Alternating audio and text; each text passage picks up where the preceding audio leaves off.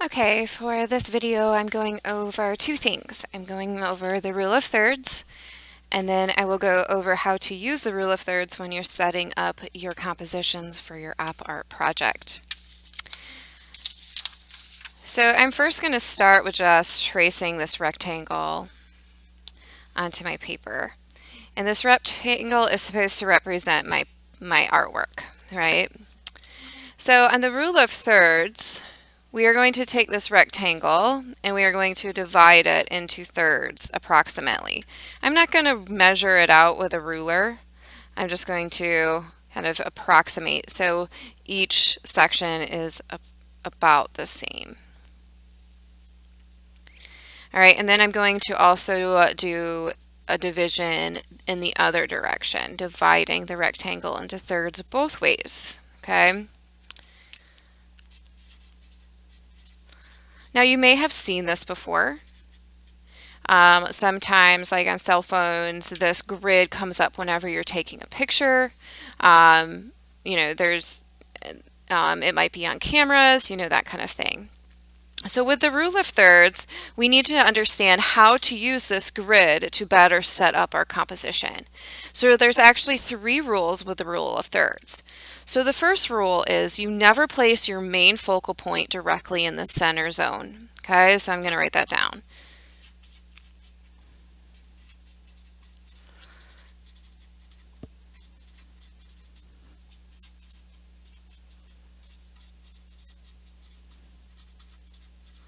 Don't place main focal point in center zone. And that's actually going to throw some of us off a little bit because we're so used to centering our subjects. It's almost like that's our comfort zone. If we put it directly in the center, it's not going to fall off the edge anywhere. All right, but according to the rule of thirds, which is generally like a compositional strategy that is helping us make our compositions a little bit stronger.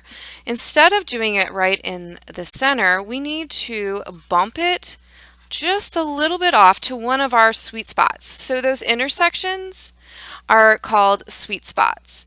Okay, so instead of doing our focal point right in the center, let's just slide it over just a little bit to one of those sweet spots.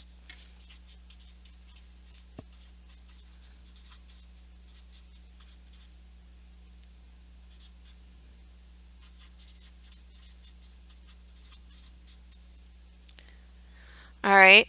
Now you can place your focal point on one sweet spot. It might overlap into a second sweet spot.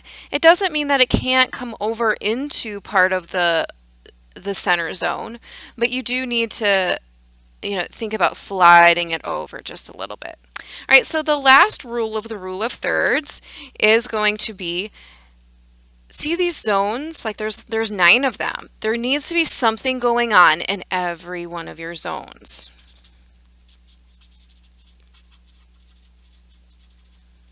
Have something happening in every zone. So that means that you can't have a bunch of blank zones with nothing happening. You need to have something going on there, okay?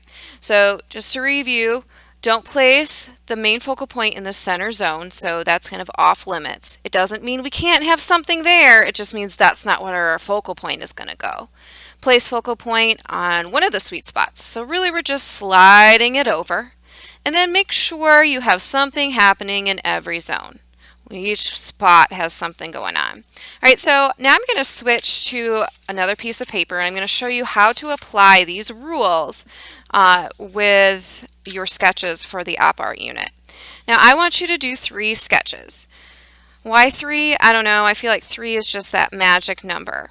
So I'm going to trace my rectangle 3 times. I'm going to have 2 on the front and 1 on the back.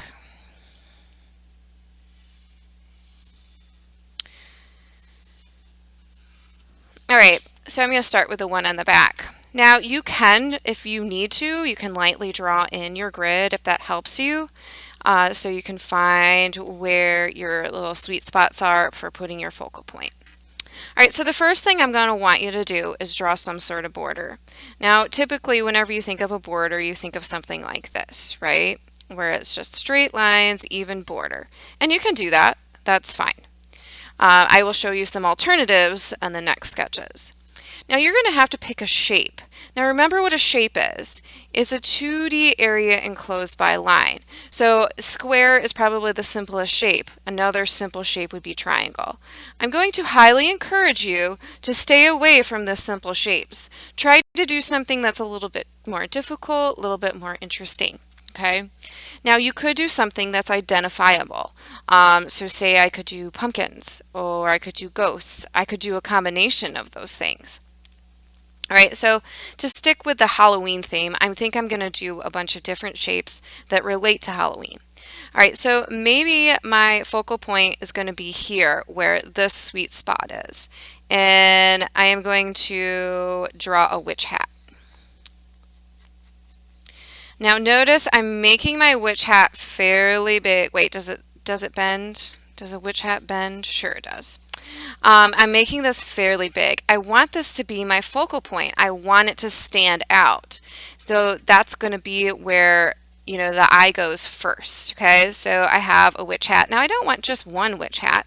So I'm going to repeat and have another witch hat maybe over here. I'm going to put my little bend on the other side. All right, so notice these are 2D. They're not really looking 3D right now. That's okay, because we're going to put optical illusions in these later. All right, so I like things in threes, so I'm going to have another witch hat over here. But I'm going to try to make sure it doesn't dominate and be any bigger than my main focal point. All right, so I've got 3 witch hats. It doesn't mean that I can't add more, but I want to start adding some different shapes. So notice I still have some empties. I don't have anything overlapping. I really want to have some things overlapping. And I need to have things extending out of the page. All right, so I'm thinking if I can do some, like maybe some sort of ghost shape, that would actually look kind of cool. So I'm going to do some ghosts kind of coming out. All right, so there's one. I'm going to have one overlapping somehow over here. That doesn't really look like a ghost, but I think it'll be okay. Yeah, I think it'll be fine. So here I'm starting to overlap. So whenever we start adding our optical illusions, we'll do something different in that overlapping section. All right, I'm going to have another one. All right, so I have three ghosts. I kind of want like maybe a tail of a ghost like kind of going off the page. That'll be kind of interesting. All right, so what else can I add that might be Halloween? Maybe some pumpkins. I have a really big spot here, so I'm going to add a pumpkin here. And if I decided I could make them jack-o'-lanterns and have some negative space.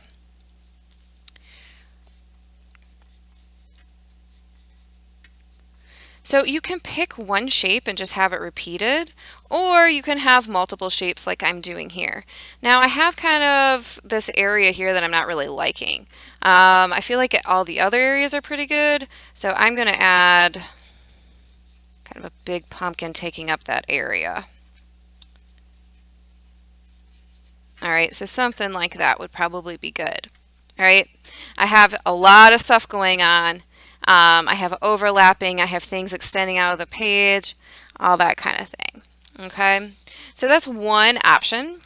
Let's talk about some other options. So you don't necessarily have to have just this straight border.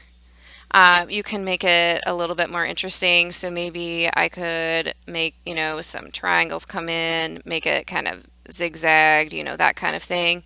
So kind of think about your border and, you know, making it interesting. I could do some sort of just kind of organic curved border. So you don't have to have just like a standard border. Like if I were doing this kind of border, I'd probably erase these lines so it looks like it's just one line and not shapes. Now I'm going to just identify, I'm approximating where my sweet spots are. I can just do one shape if I wanted. So in the last example, I did different shapes. So maybe I just want to do ice cream cones. Oh, you know, I'm going to do it on a I'm going to do my focal point over here this time, just kind of flip it up. For some reason, I'm always drawn to that focal point or that sweet spot, but all right, so if I do ice cream cones, that's going to be like my monster ice cream cone. I kind of like the idea of one coming this way. And it's going to overlap. Still draw it even if it overlaps, okay?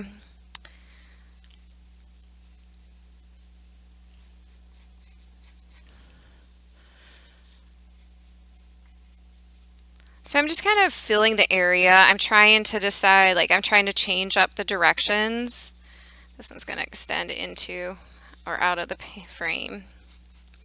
So I'm just kind of looking at the area and seeing, what direction might be the most interesting and kind of fit that area a little bit.